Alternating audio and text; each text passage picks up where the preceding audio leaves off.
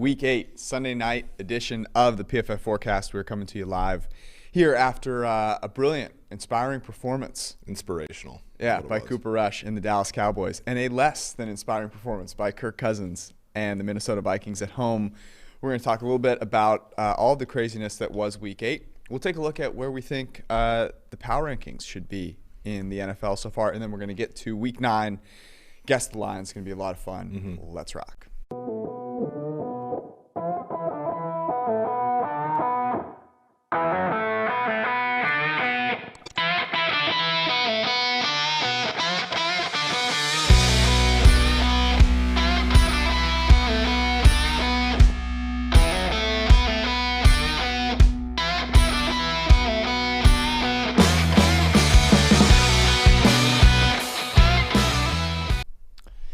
Thank you for hanging out with us tonight. Hopefully you guys enjoyed your Week 8. By the way, before we get started, promo code is Forecast. It's Halloween. Happy Halloween. But that means Christmas is literally right around the corner. So promo code is Forecast at pff.com. 25% off any subscription that you want. Get all of the premium locked article content, player props, tools, 0 to 100 grades, betting dashboards. Forecast is the promo code. Go get it. Give it out. It's a gift. Okay, speaking of gifts. The lock of the week is 6-2. The lock of the week is 6-2. Okay, so here's the story. So on Wednesday night, we're picking our lock of the week. I knew it was coming. I knew that you wanted to fade Kirk Cousins and the Vikings. And of course, I was here for it. But I was a little concerned because, the calf injury. But it wasn't even like a thing until Thursday, right? Like it wasn't, it was a thing that they then kind it was of a big talked thing. about, and then it was a big thing. You and I sitting next to the feed, watching Dak warm up. Dak looked more athletic than me out there, for sure. Yeah, we watched the whole warm up, okay? And it was the same warm up that he does every single game. And it honestly, because you're watching it going wait, is he going to limp? Is there anything? Is he wincing? Nothing. Not a thing. Fully taped. Maybe they knew. Lathered. So that's kind of my takeaway. Is they looked at this Minnesota Vikings team. They're like, you know what? We're way ahead in the division. And guess what? We think we can kind of beat this team with Cooper Rush. Yeah, I mean, the thing about it, so by the way, this is the best live show on PFF. But Sunday mornings we have a live show with pretty previews. Damn good. That's pretty damn good. Where we preview the NFL games. And if you go to that, Sam Onson, who's a Vikings fan. I grew up in Minnesota. I rooted for the Vikings. I didn't know that. And we were talking. Do you think everyone out there knows that? We had an impassioned discussion about Kirk Cousins and why.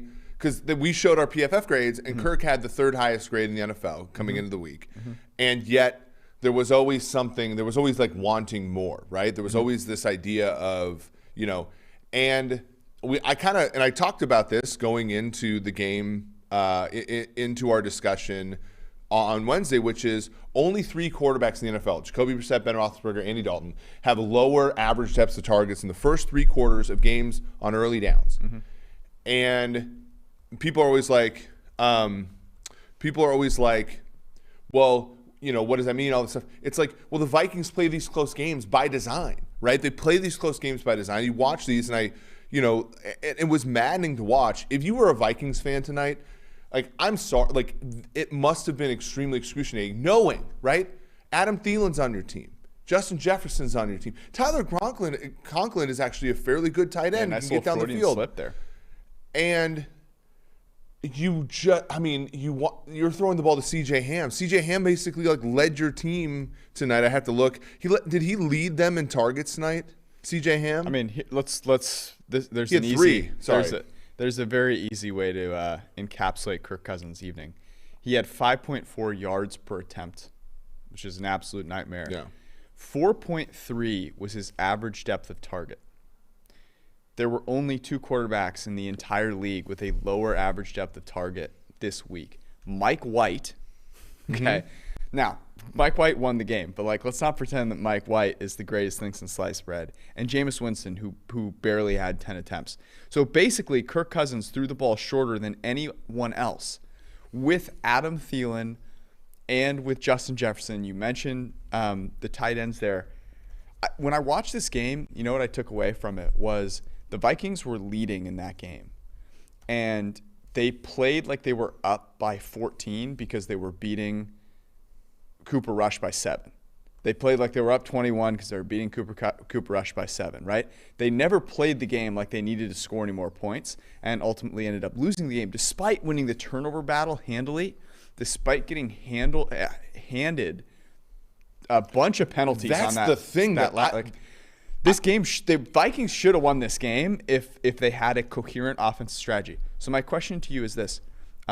What should the result – should there be a reaction? Yes. I mean, because here's the thing. Because some people are chirping me or like, oh, you weren't saying this in the Carolina game or the Detroit. You beat Detroit. You needed a last-second field goal to beat the Detroit Lions, who are currently 0-8. Congratulations. Oh, the Detroit Lions. Hey, they're good. They fight. The Detroit Lions lost to the Philadelphia Eagles today, and Jalen Hurts 44-6 at home. Mm-hmm. And you beat them by 2 in your own place. Yeah, Carolina, Sam Darnold is one of the worst quarterbacks in the NFL, and your defense allowed him to go 95 yards to tie a game with 8 points and get you to overtime in that game. Mm-hmm. Like, either one of those games, probably, if you lose one of them, it heads roll, right? Yep. And I agree that if Dak was the quarterback here, obviously losing to the Dallas Cowboys with Dak at quarterback is no, like, egregious thing. You were underdogs in the game. But losing to Cooper Rush is just not an acceptable outcome. And look, like, the story's going to be about Kirk Cousins, and I think Kirk Cousins is a great deal of the reason why this team isn't very good because of the salary, and ultimately you look at that defense, and you have 2 guys who run 4.7s playing corners for you and all that stuff. But ultimately, if you look at the 3 people who are the head of this team, Rick Spielman, Mike Zimmer, and Kirk Cousins is the 3rd most culpable person in that entire group, right? And, whatever you think of Cousins, I'll tell you this, the Vikings don't think much of Cousins because they don't trust him. The Dallas Cowboys trusted their backup quarterback tonight. You think that was about trust? Yes. Oh, that's not about trust. It's about not understanding how football games are played and how they are won. No, because, like, is it though? Because I feel like they just don't understand how football games are played. Well, then they should have been fired a long time ago. That offensive strategy was not as much like they just didn't understand that you need to score points in the NFL to win the game. Well, no, they understand that. That was my take. They just don't understand that. You think they didn't trust him to go score points? Look, I don't like. That's what it looks like to me. It looks like, and again, that's why I pose these questions. It's like, because all these people think Kirk Cousins is elite, Vikings fans, and they think X, Y, and Z is the reason why they're not any good, and they're like, QB wins don't matter and all this stuff. And it's like, that's fine. You can believe all these things. But if you're the Vikings and you actually believe that your $35 million a year quarterback is elite, you certainly don't act like it. You certainly don't act like it. And that is with Justin Jefferson, who's one of the best receivers in football. Adam Thielen can still play. I get that you pay Dalvin Cook. I understand that. Dalvin Cook's just a running back. He's not that good. Like, he's fine. Like, but it's 78 yards on 20 opportunities today. Yeah. Like, that's 4 yards. That's less than 4 yards of play. I don't like if Kirk Cousins is good, and we have evidence that he's pretty good. You're certainly not pushing the envelope. And if they give him a contract extension after this year, like, it's the same nonsense, isn't it? I would agree that you are not looking at a quarterback where you go, yeah, this is a guy I want to pay $35 million, year over year. I just think there's when I watch that team play, there's a fundamental, and maybe this is a Kirk Cousins thing, right? Because there's a fundamental disconnect between how the best football teams in the NFL are winning games and how the Vikings are playing. And maybe that is, we don't actually think Kirk Cousins can drop back and be efficient for 40 dropbacks, 30 dropbacks, whatever it takes. And if that's the case, then that's obviously a huge problem. But I actually think it's more about not understanding that you have to throw the ball, that you need to be efficient passing, that you need to be up by 3 scores in a game in today's NFL. Because you looked at today's NFL, and I was going to ask you this, like, all of these backup quarterbacks went out and played well and won games. You had Geno Smith, you had Trevor Siemian, Mike White, and then Cooper Rush. Is there a takeaway from that about the current NFL ecosystem allowing that to happen, or is it just an anomaly? I think it's variance, but I said this as well. Like, when you play games close to the vest, you invite variance. The bad luck is your fault. The Brashad Breeland play, the ball that went off his chest and into Cooper's hands as part of that long touchdown drive to win the game for Dallas, the fact that play is bad luck, 100%. The fact that play influenced the game as much as it did is your fault for playing a backup quarterback so close.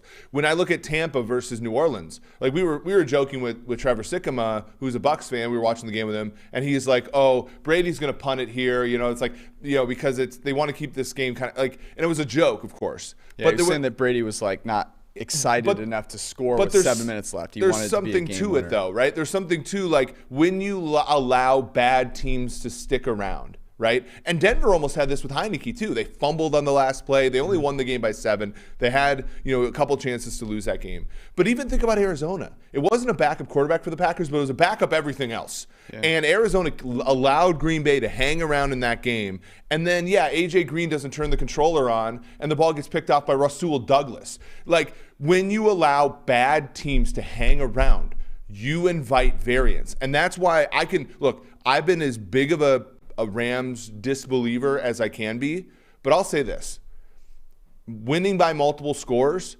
avoids all that bullshit, and you can avoid that stuff by being like what the Rams are doing, which is being efficient on early downs, throwing the ball, extending leads, playing the Texans. Buffalo did it against Miami too, right? Like, Buffalo let Miami hang around for a while, 3-3 for a while. Yeah, they let them hang around for a while, but you know what I'm saying? Like, don't allow bad teams to hang around. Don't think that you have a clutch gene, right? Don't believe that just because Kirk did it against Detroit that he's going to be able to do it against Dallas. That's preposterous. Okay. Mike Zimmer should be the coach for the Minnesota Vikings next week. Yes or no? I mean, we're not. I don't like to obviously their clients and everything, but at some point, is it really on him though? I mean, I don't, because here's the thing. The last 3 offensive coordinators, so when Zimmer took over, right, when they got Cousins, they had John DeFilippo, and DeFilippo played a wide-open offense, and Kirk Cousins struggled. And every single coordinator since, Stefanski, Kubiak Sr., Kubiak Jr., have all run this, don't lose the game in the first 3 quarters, run the football, and Dalvin Cook has had explosive games in those games, so in some ways they've been okay, although they're 7-9 last year, 3-4 this year. And, that is an edict from Zimmer. Mm-hmm. You know what I mean? So I don't think replacing the offensive coordinator is going to do anything. And, frankly, this team stinks anyway, so I don't even think the coach is going to do much. But it gives you a freaking chance throwing the ball downfield. That's their only chance. I think I talked about Kirk Cousins' numbers, but the Minnesota Vikings had a guy by the name of Stephon Diggs who's really, really good. Mm-hmm. And now he's very, very good for a Super Bowl contender in Buffalo. And you watch Justin Jefferson get 4 targets tonight. Everybody thought that Diggs was a malcontent, and he was right. Justin Jefferson is out here just cooking defensive backs every time he runs a route. 4 targets to Justin Jefferson was maybe the most worrisome thing about this entire game. You have one of the best young wide receivers in the league.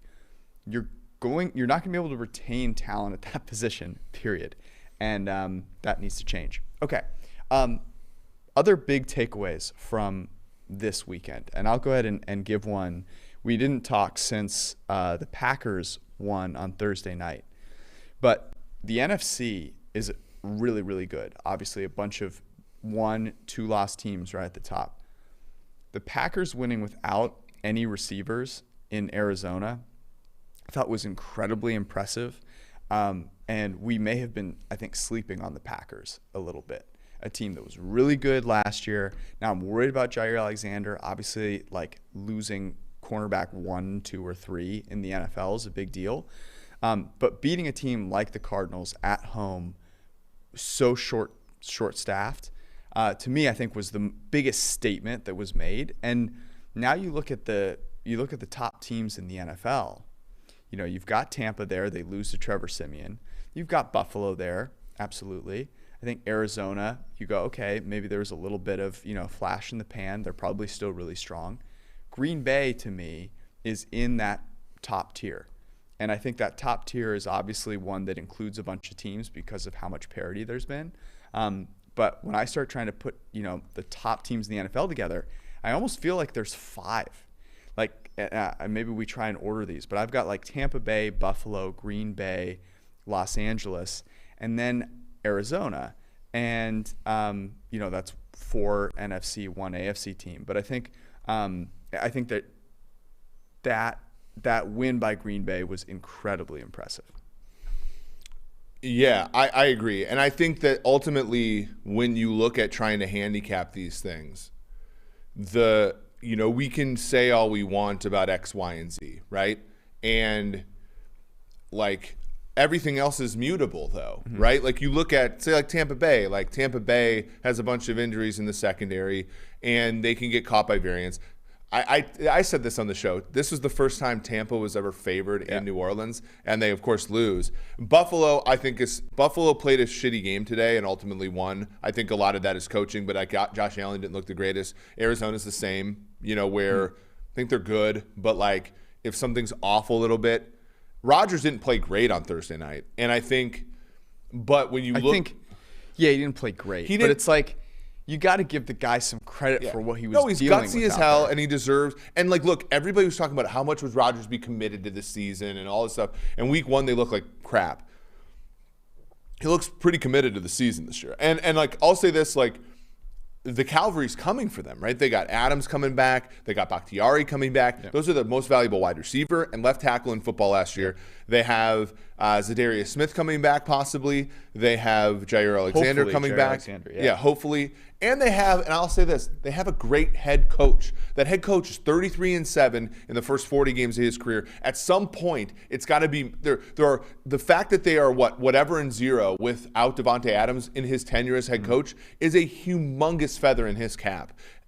And again, like, I agree with you. I think you bring up a great team. I think Green Bay is probably, if I do power rankings of the NFC, even though they have 2 losses, I would probably put Tampa, Green Bay, and then LA, and then Arizona probably after that. Wouldn't you? Yeah, and I got to be honest with you. The team that I'm putting after them, I think, is got to be the Dallas Cowboys. I mean, Dallas could be ahead of all of them. It just depends upon how long it takes for Dak to come back. Yeah. I mean, in hindsight, it's such a baller move for them to go into Metrodome and be do they rest? Do they rest Dak next week? They play the Broncos next week. I think. Dak looked so healthy. Not to bring up more Vikings crap, but like Bridgewater beats Cooper Rush, right? He beat Heineke today. Stop it. You stop it. Similar guys. No, I don't think so. I think they could beat the Denver Broncos. Actually, I think I'd probably put Dallas ahead of Arizona. If Dak's healthy, Dallas is 1D with Tampa Bay, Green Bay, LA. Right?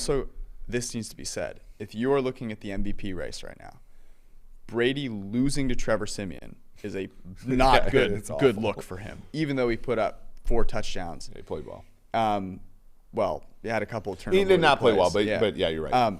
Dak Defense is horrible. Dak Prescott has a chance here, right? Because Kyler Murray had a not so great showing, may be injured with the ankle. And it's really Matt Stafford right now has the ability to kind of run away with that. I know we're early in the season, but Dak has a chance, obviously, from an MVP standpoint. Okay, let's go to the AFC because I wanted to ask this. We put Buffalo in the top 5 kind of without hesitation. What about the Tennessee Titans? They beat Buffalo. They beat the Chiefs. They go beat the Colts, albeit in a very close game, but on the road. Well, and got behind by 2 full scores on the road. No Julio Jones. No massive game from Derrick Henry here. No, Derrick Henry 2 straight weeks. So they've beaten 2 teams. They've beaten 2 teams now straight who are probably going to be playoff contenders at least in the AFC. And Henry has gone like 26 for 70 yards in both games or whatever. Tannehill is not perfect, but he is good enough. And I don't understand, like, honestly, these teams know where they're going. A.J. Brown had 11 targets today.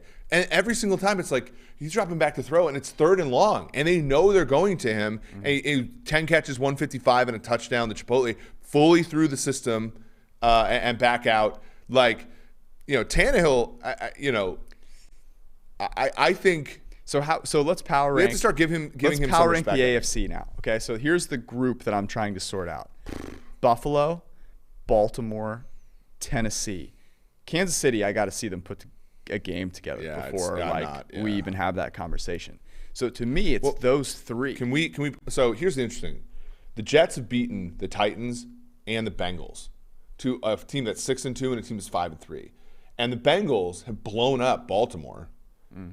Like, it's so weird, right? Like, the AFC is a wacky it honestly place. gives me, a Chiefs fan, some hope in that, like, the Chargers lose today to the New England Patriots. New England's only beaten the Jets twice, and now they have a couple wins in a row here. Played Dallas tough, but that's an interesting one. I agree with you. I think this is weird. We all thought the AFC was this conference of sort of like Titans, and then the NFC was a flat conference. And it is flat to an extent. It's flat at the top. It's flat in the middle with like Vikings, Atlanta, Carolina. I guess New Orleans is a 6th seed with a bullet right now, but then a 7th seed. Whereas the AFC, there's going to be some good teams that aren't in the playoffs, right? Like there's going to be some collection of like Cleveland, Kansas City, LA Chargers, Raiders maybe. I think the Raiders are actually shoo-in at this point, 5-2. But like, so I guess in the AFC, I'd probably go Buffalo, Tennessee, and then a gap. Really? I think the Ravens, I like the Ravens a lot. I think the Ravens will give themselves a chance to win in games they're supposed to win. But and obviously Lamar's playing fantastic. So maybe they're in a conversation. I do think they're like second tier by themselves. But the Ravens, to me, like defensively are too top heavy now. Right? Like you saw the Bengals stretch that thing out, right? Like, they went a ton of targets to T. Higgins, a ton of, some targets to Tyler Boyd, and then their best player, Marlon Humphrey, was abused by Jamar Chase. They can't get a great pass rush. And then the offense is good most of the time, but somewhat inconsistent compared to the Titans and compared to the Bills. Yeah. Although the Bills were inconsistent today too. It's weird. I really want to put Tennessee at the top. It's tough because we've just seen Josh Allen do more incredible things than Ryan Tannehill has. And so it honestly feels weird just to consider a team other than the Chiefs, as the best team in the AFC. And I think that's why it's so hard to try and order them. I really think any of those three, Buffalo, Tennessee, and Baltimore. Interesting thing about Tennessee, they have faced a top 10 hardest schedule to date. Whereas the Buffalo Bills have faced one of the 5 easiest schedules in the NFL to date. So there's something to be said for what Tennessee has done. They are beating good teams. Ryan Tannehill is playing really well. Like, they have legitimate superstars there, but they are a fragile team. So projecting them forward, I think, is a little challenging. And Baltimore, like, Lamar Jackson is playing as well as he's played, and they've dealt with a ton of injuries. So, they're getting Rashad Bateman back. Like, I'll be interested to see how they play after the bye. I really have trouble separating those three. But I think it says something that Tennessee is in that category. That's really impressive. And then obviously you've got, Cincinnati, Cleveland, some questionable, a lot of question marks there. The Chargers, the Raiders, question marks there as well. Anything else before we get to the games? No. Okay, I'm excited. We're going to get to week 9 here in just a second. Before we do, I'm sure that you're looking for a great place to invest, to put your money in on the games we're going to talk about, because you'll want to get your money in quickly. We talked about the Patriots game. That was one that we liked last week. They were getting 5 on the look ahead. They didn't need 5. They won the game outright. Hopefully you got some money down on that. Go to DraftKings Sportsbook. Use promo code PFF when you sign up, and new customers can bet just $5 on any NFL team to win their game. And when they do, you get $200 in free bets. It's that freaking easy. DraftKings Sportsbook, the official betting partner of the NFL. How'd you do on bets this week, by the way? I Green Line was basically break even. Our picks were 1 under if you count the lock of the week. Green Line College was up a couple units, which is good. Still have to check in on the props, but it was sort of this weird thing where like some weeks the model will be down a little bit, but I like somehow bet all the ones I like and they all win. Mm-hmm. And this week was one of those where like I somehow like I didn't bet as much on New England as I did Atlanta, and it's like fuck Atlanta. My 2 biggest bets this week were the Patriots +5, and the Seahawks The green line liked the Seahawks at -3. Yeah. And it didn't stay there very long. But unfortunately, I hedged out all of my Cowboys. Yeah. We did a little bit. One of the teasers I said, and Ben Brown, our good friend and colleague, what did I say this morning? I said when it was at 2.5 on Caesars, I said go ahead, and I said take the Panthers at +8.5 and tease that with Dallas +8.5. I'm like, I don't care what happens with Dak here. The Vikings are going to play this game close as fuck. And if they win by 7, God bless everybody. But that's a great teaser to have. There was another, what was the other? There was another 2.5 that was popping up somewhere. And I was like, tease that one too. But like, you could have gotten, that was like a perfect sort of like, oh my God, it's getting out on the Vikings here. And you could have like, you kind of know, some teams play games with low variant, like Chiefs last year were a team like never covered, always covered the lower teaser leg.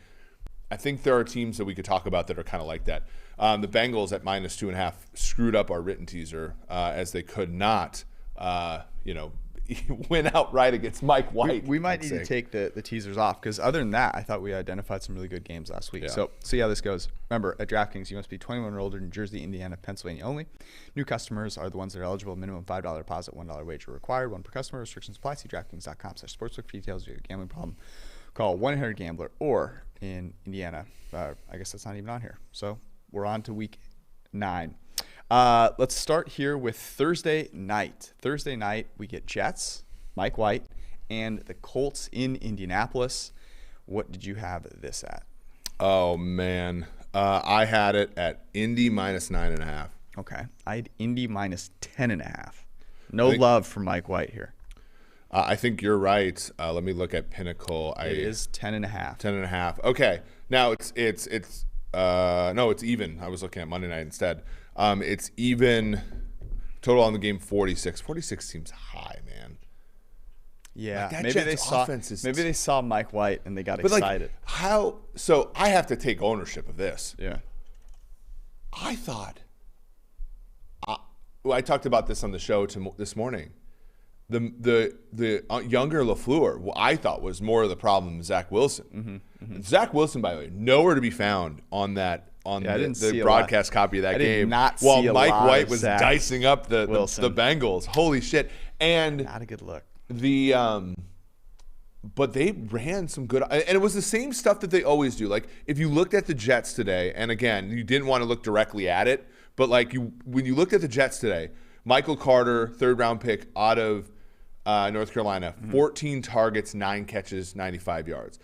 Ty Johnson, 6 targets, 5 catches, 71 yards, and a touchdown. So they had a lot of yak. They had 14 for like 166 and a touchdown to the backs. That has been their offense all year. It's just that for whatever reason it worked today. And I do know the linebackers for the Bengals are crappy.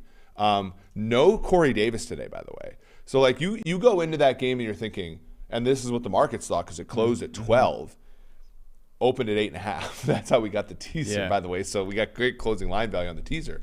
But it was like you say, okay, no top wide receiver, no quarterback who's supposedly good, Mike White, who no one's ever heard of, Mike LaFleur can't coach his way out of a paper bag the first few weeks of the season.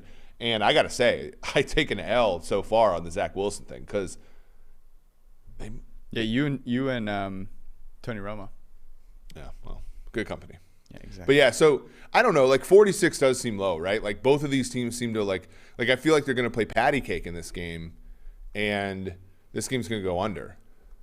Yeah, get on board with the under. I think 10.5 is the right number, though. Yeah, I mean, I wouldn't touch this. The uncertainty there is really, All right, we have a big 1 p.m. slate. Only 3 games in the 4 p.m. slate. So let's start rocking here with the 1 p.m.ers. The Atlanta Falcons are going to play the New Orleans Saints. Do you think Trevor Siemian is the guy they should roll with for the rest of the year without Jameis Winston? No. I mean, okay, let's do a couple things here. Let's talk about the Saints first. Okay. Who should their number one target be if they want to both have a future but also try and win? Yeah, let me look. Well, I think that they can make this work. They just recently made a trade with this team. I think that they should trade something to the Houston Texans for Tyrod Taylor. The hard part's going to be, and maybe Houston will go with this. The Saints only have like $800,000 in cap space. It's the second lowest in the league to the Colts. So you're basically going to have to convince Houston to eat some of Tyrod Taylor's salary, and you're going to have to give like a high pick, like a second or third round pick possibly, because it is a quarterback.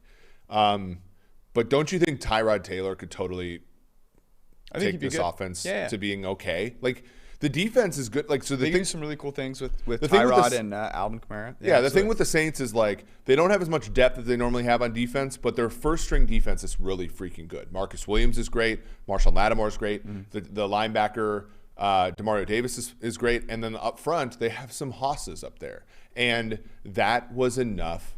That's generally speaking going to be enough for them to make the playoffs. The question becomes, if you're the Saints, do you care enough about making the playoffs in 2021 to do this, right? Like, because that's actually a good question, right? Because if you look at the NFC, you have a bunch of teams at 1 or 2 losses that are pretty freaking good. Then you have the Saints, at 5-2. Then you literally have the Panthers at 4-4, are the 7th seed right now in the NFC. Then Vikings, like a bunch of crappy teams beneath you. You could probably make the playoffs with Trevor Siemian, and you're probably going to lose the first playoff game by 3 scores.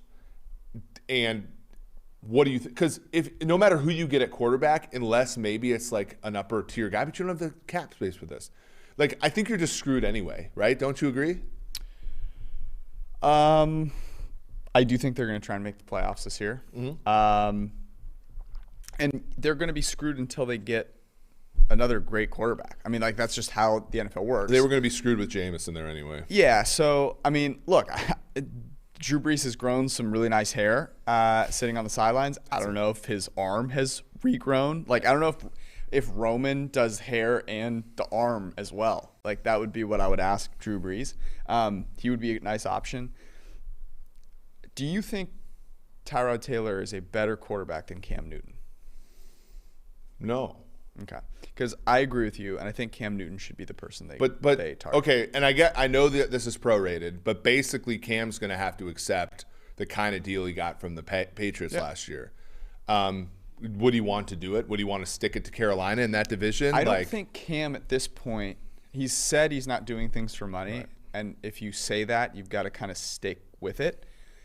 I think the opportunity to play on a really good team with a guy like Sean Payton in your former division, I think has got to be really exciting to him. Oh. And the New Orleans Saints fan base is awesome.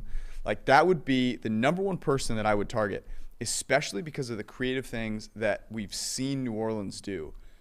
I have a lot more faith in what Sean Payton would do with that offense with Cam Newton than what the Patriots and Josh McDaniels did with literally no talent. Are our Falcons just getting a big break, getting the Saints next week?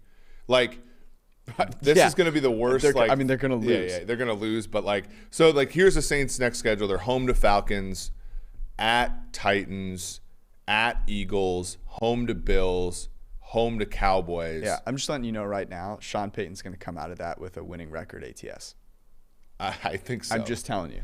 Like, I think the Saints will.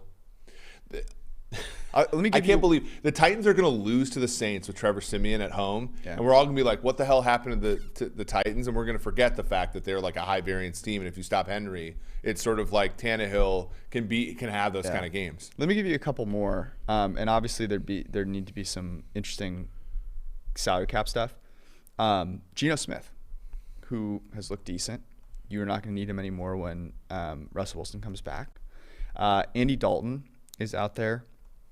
You obviously don't need to play him anymore with Justin Fields. And Jimmy G, that one, I don't know how the hell you would make that work because of the contract. That would be the one that seems very much impossible. But there are some other quarterbacks out there. I think Cam Newton is your first choice because of what you could bring. You bring him in off the street, you don't have to trade anything. And I think he'd be extra motivated. Okay. I have the Saints favored by 2.5 at home against the Falcons. I said with Siemian. Yeah, I mean, that's who we've got to assume. Yeah, I said Atlanta be favored by 2.5. Okay. I could do 2.5 either direction, basically. Interesting. Right? So this is not up on Pinnacle. I don't know if it's up on other books. Yeah, let's look. Let's get Bet Online At up here too. Superbook, the Westgate Superbook. Before Sunday night, it was New Orleans -4.5. See, I mean, I know what happened last year when they started Taysom Hill inexplicably. We all took the Falcons, and Sean Payton danced circles around Raheem Morris and company and Matt Ryan. And like Matt Ryan facing that pass rush has me freaking scared, right? As a person who wants the Falcons season win total over, I took a big blow today when they lost to freaking Sam Darnold. But like this is a game out to 5.5 now. You think? What do they know that we don't? Like, is it Taysom Hill going to start? And are they going to kind of – like, that's another option for them, right? If Hill's healthy. Yeah, he hasn't practiced in a really long time. Yeah. I think it's a combination of a couple of things. The Falcons always getting their ass kicked by the Saints. The Saints defense being very strong and people in the market's overreacting to that. And the Falcons now do not look to have Calvin Ridley for quite some time. Yeah. Hopefully, he's doing okay and it's good that someone can actually message that out now, and talk about those things. And hopefully, I'm sure he'll get the help he needs.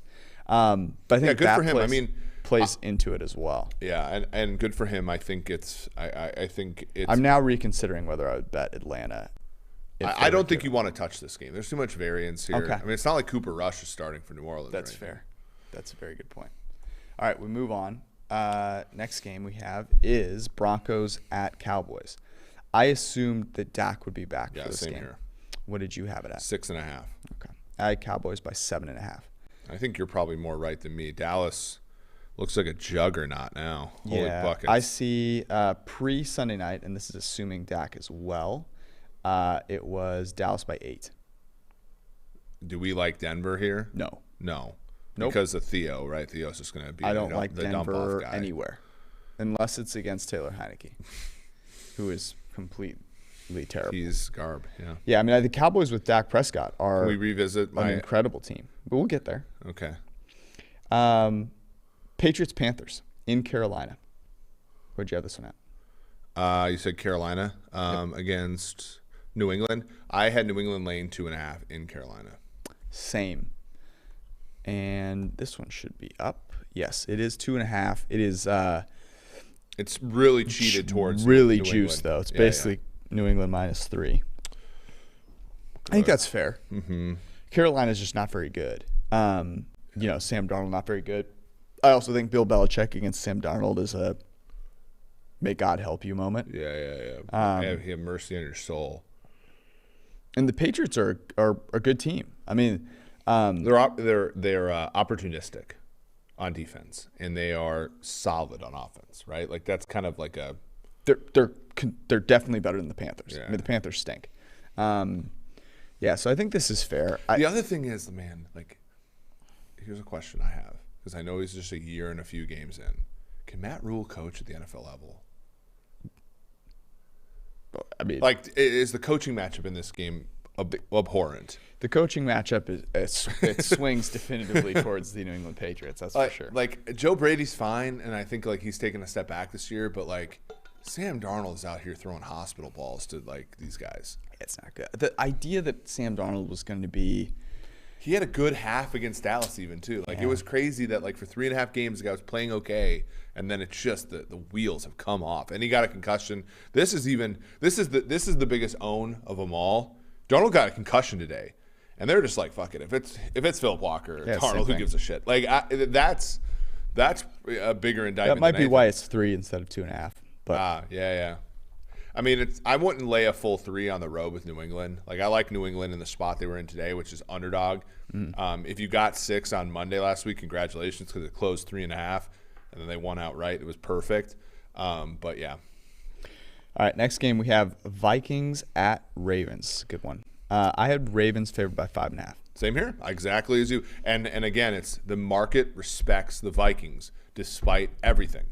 And I do agree that I like them catching less than a touchdown because I do think like they play up or down to the opponent. Do you think it is 5.5 by the way? Oh wow. Do you think that that there's any inkling in the marketplace that this will be the last?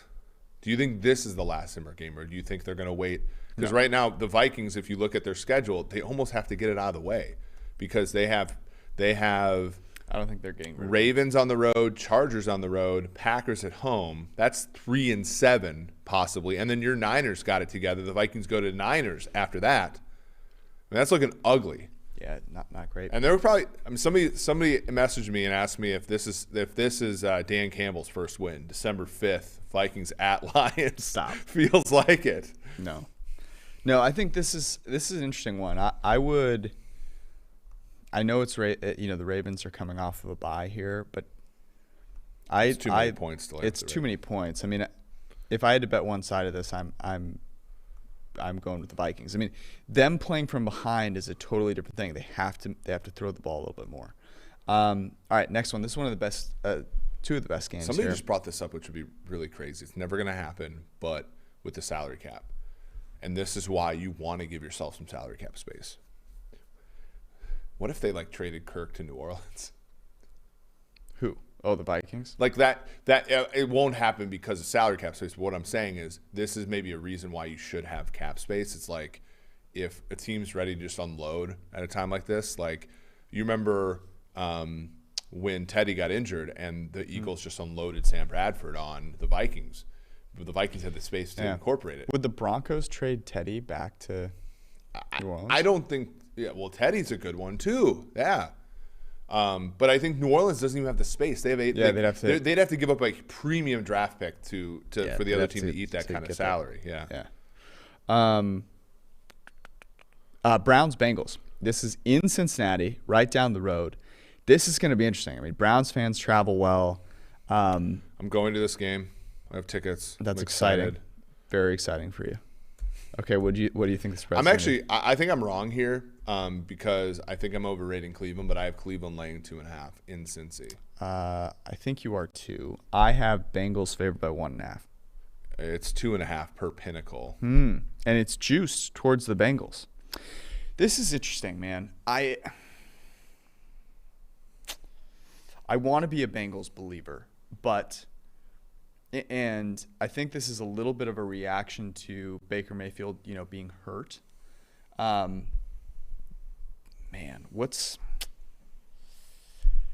think if it gets out to 3, you've got to be betting the Browns. Don't you think? Yeah, I think so. I think they're alive as hell here. Like, the problem is, we're still just not over the fact that, this team lost to a really bad Pittsburgh team. And Pittsburgh's not really bad, but Pittsburgh's a havable team, right? Yeah, but it was in Pittsburgh, total on this game is 46. Yeah, I honestly think that, the Bengals are too good offensively for this to go under. Yeah, maybe. It should be a really good game. At 2.5, it's going to move out to 3. I do think the Browns teased out to 8.5 is.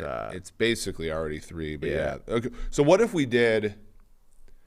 So we have a New England. We don't want to do. But the Carolina sucks. Yeah, but the thing is, both of those are moving to 3, right? Yeah. I think you're just better off betting the Browns there when it gets to 3. Yeah, would be my take. And I think that's you're going to get other 2.5s. I think, from what I can tell. Yep. All right, Bills Jags, great game. This is in Jacksonville. I have the Bills favored by 13.5. I said 17.5. Oh wow. Okay, it is 14.5. Oh, see, I'll lay it with the Bills. The Jags are terrible. Yeah, I'm kind of with you. The Jags are so bad. The NFL now I'll grant this: the 1:00 games were way better than what they were advertised. When I looked through, I'm like. I watched Michigan State, Michigan yesterday. It was a fantastic football game. And I was just I tweeted at God. I was like, God, please give us some semblance of this in 1:00 at Monday night. Sounds right. And, give me some semblance of this at 1:00 on Sunday. And it actually delivered some decent games, right? The 4:00 slate. One of the games was Heineke Bridgewater. That was unwatchable. But we also got Simeon Brady. Simeon Brady, of course.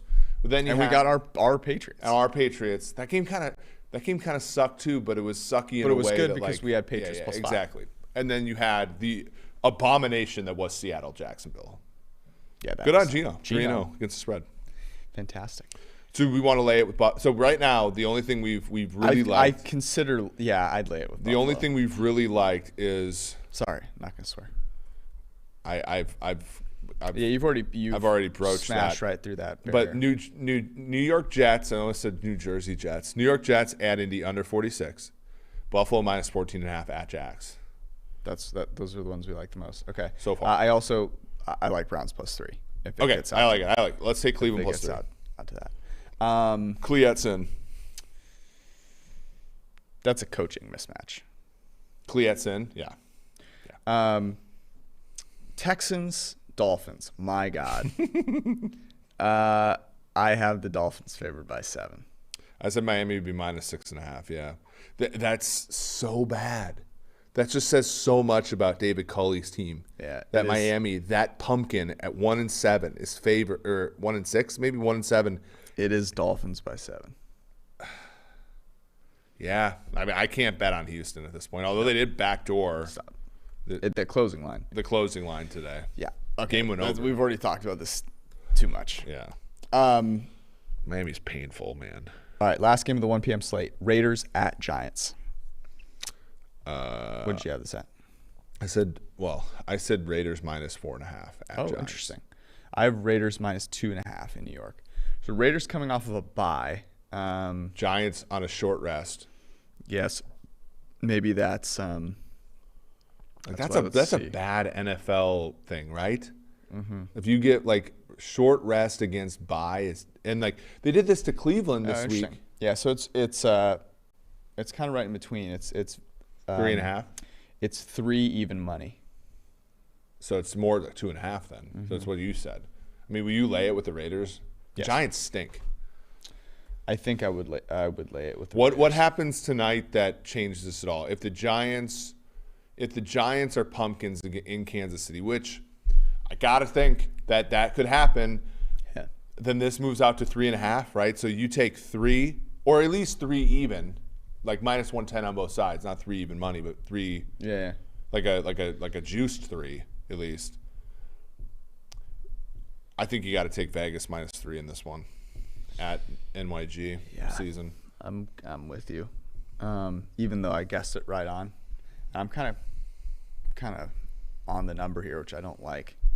I like it when I'm a little off so that I can have some conviction. All right, before we get to the 4 p.m. slate, a little message from our friends at Western and Southern and our buddy Cris Collinsworth. Whether it's football or financial savvy, and both things like useful to know about, Western Southern is teaming up with our boss and friend Cris Collinsworth to share insights that can help you on both of those endeavors. Want to hear Cris talk about his old playing days, which, by the way, is actually really engaging. Behind the scenes with Al on Sunday night, also really engaging. I encourage you to ask some funny questions about that. Or you want to figure out how to make your financial future secure. You can go ask about either or both. There's no limit. And you can do so by going to westernsouthern.com/askCris and asking Cris any question you want. We've given you some good things to think about asking. And then on the Cris Collinsworth podcast and Western Southern's Instagram, he will be answering those each week. That's westernsouthern.com/askCris, and you can go ask Cris Collinsworth a question. I would get creative with it. Just saying. I would get creative with it. That's from our friends at Western and Southern. Not to pour water, but go ahead. I'm going to keep going here. Fantrax. Oh. Yes. You're starting a fantasy league, whether it's basketball, hockey, tennis, golf, whatever it is. Fantrax is the best league. And if you're figuring out how to transition your football league into one that's actually not a joke, I would go to Fantrax because they have all the customization that you could possibly want. It's easy to use. UI is great. And they have a bunch of really cool stuff that you can customize your league with. And if you sign up with promo code PFF at fantrax.com/PFF, you can get a signed jersey to go along with a much better fantasy league. Okay. By the way, Mike Zimmer said the Vikings had a lot of film on Cooper Rush. So how did Minnesota prepare for Dallas's backup? Xavier Woods, we weren't. We were just prepping for Prescott. we kind of thought they were going to still run the same offense. It's tough scenes. I don't understand. Okay, but they what offense did they run? Would Dallas have run that inverted wishbone with the two linemen had it been? Yeah, but that's not. They weren't even effective on that. They were winning the game with that. Yeah. The Minnesota Vikings were winning the game. They had terrible cornerbacks that couldn't cover the Dallas Cowboys receivers. Yeah. That's what happened.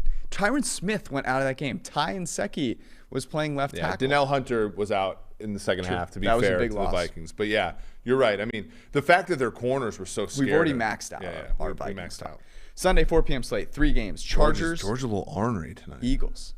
Well, no, I'm cognizant of the fact that if something happens with the Niners, I talk about the Niners. Yeah. Something happens with the Chiefs, we talk about the Chiefs. Vikings is kind of the same way since you have polyamorous relationship with two teams.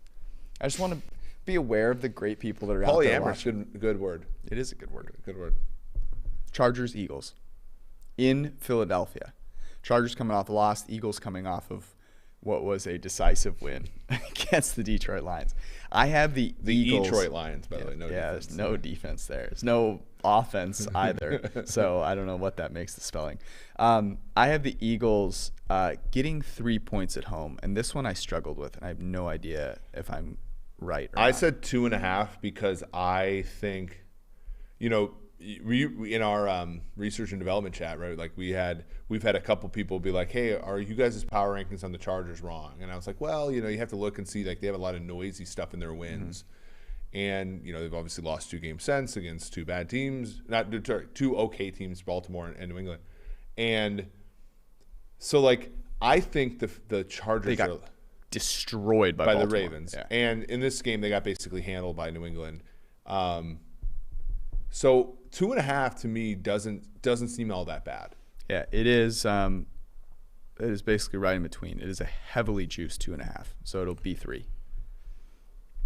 Yeah, and that makes a lot of sense, right? I think people are going to say, "Oh my God, the Chargers minus 2.5 is a great bet," but it's they're kind of what did Herbert look like today? Herbert was just kind of a quarterback today. He wasn't.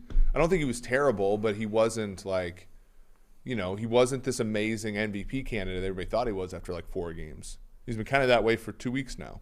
This is a nice spot to get right, I think. But I don't know. This is another one where it's a juice 2.5, but I do like the Eagles in a teaser. An Eagles-Browns teaser to me is really interesting. The thing is, both of those are probably getting the 3. Yeah. So you're better off just betting them plus 3. If you like them. All right. Let's save the really good game for the last one here. Cardinals-Niners in San Francisco. I think there's probably a little bit of question mark around how healthy Kyler Murray is. I've not heard anything around questioning whether he'll play. The concern would be that it's a high ankle sprain. So assuming Murray is playing, what do you have this at? San Francisco plus 2.5. Okay. I have San Francisco plus 3.5. It looks like it is 2.5. San Francisco got a little right today. Deebo Samuel is an amazing football player. I worry sometimes about the concentration of their targets, mostly on him. Ayuk did have some plays. He did make some plays today from what I could tell just watching the game. Yeah, he did. Passing by. That helps. I have no idea why Kyle still starts Jimmy G. It makes 0 sense to me. This game. So, I think San Francisco is probably a good teaser leg. I don't. But Arizona is one of those teams that can. So Arizona has on the road had some really good games this year where they've extended leads and played extremely well.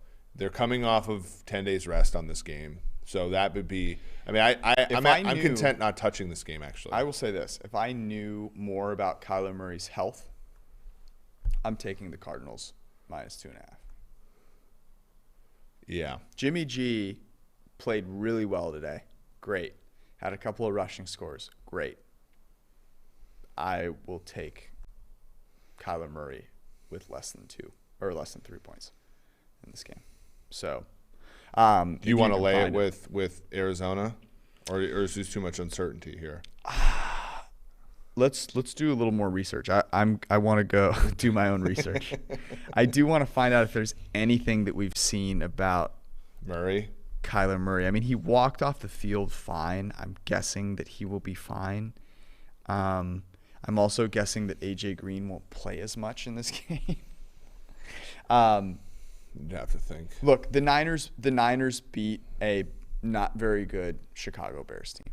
Like, let's be just completely honest. And they gave up some there. plays to Justin Fields that were pretty spectacular. Let's be super honest. So, if it's less than 3, I do like the Cardinals here. Okay, game of the week: Packers at Chiefs.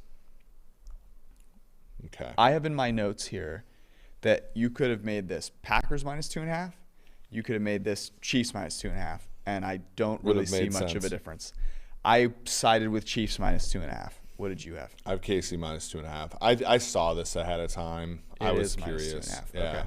Okay. I would take I think on betonline.ag you can get the Packers at +3 -125. That is very tempting to me. Mm-hmm. I mean, I just don't know if Green Bay.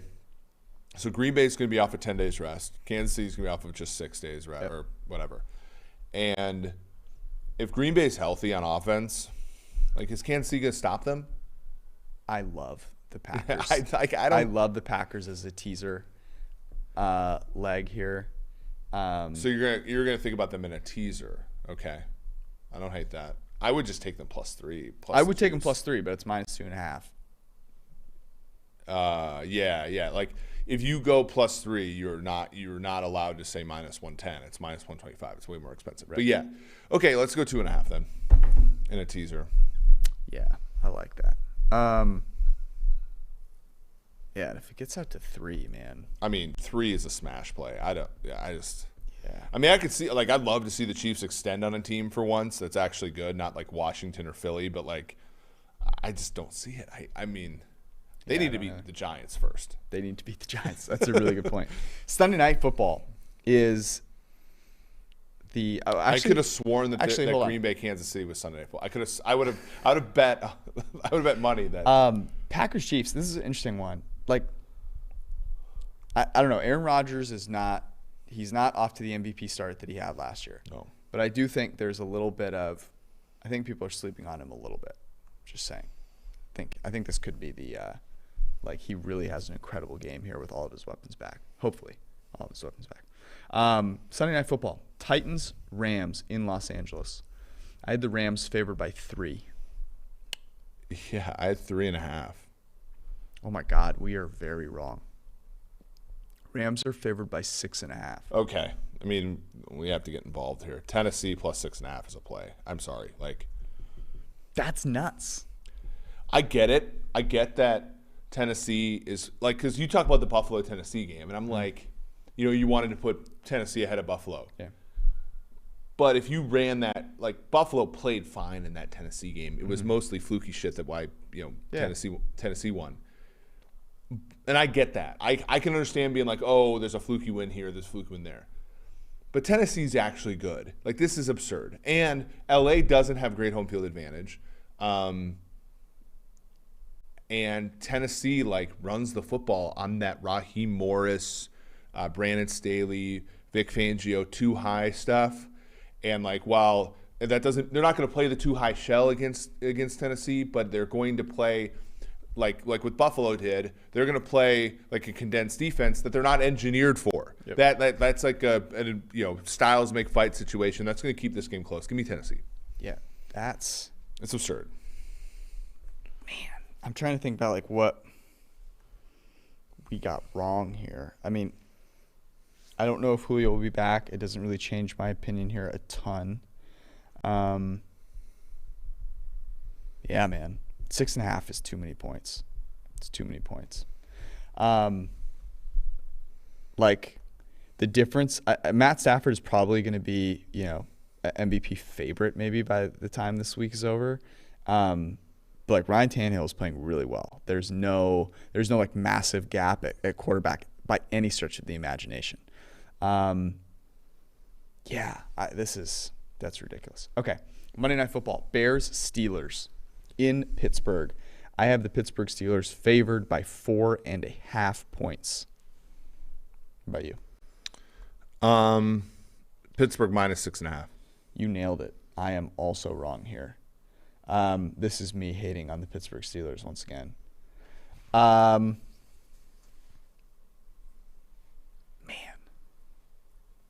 Steelers going to be a team by 6.5? I don't know. I liked Chicago +4 just seemed like a contrarian play. It felt like a really good bet for the majority of the game. Yeah, and then it just was not. I don't know. I mean, I'm certainly not taking Pittsburgh minus 6.5. Yeah. I can't take Chicago though. Okay. Yeah, I guess that's fair. Chicago did look bad at the end of that game. All right, those are the Week 9 look headlines. Our column will be out in a few hours once we get a chance to actually go write it. Check it out if you're listening to this on Monday morning. It'll be on pff.com. You can go read all of the best bets that we have for early in the week. You want to get them before the lines move so that you don't look like an idiot betting them on Sunday morning. Thank you guys so much for hanging out. We love you. Peace.